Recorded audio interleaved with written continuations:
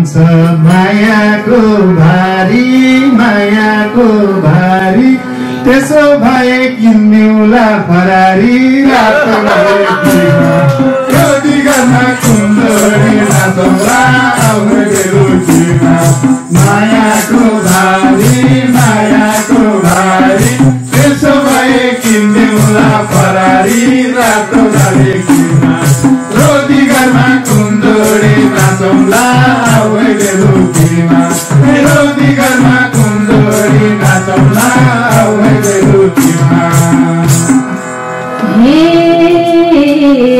गाडी घर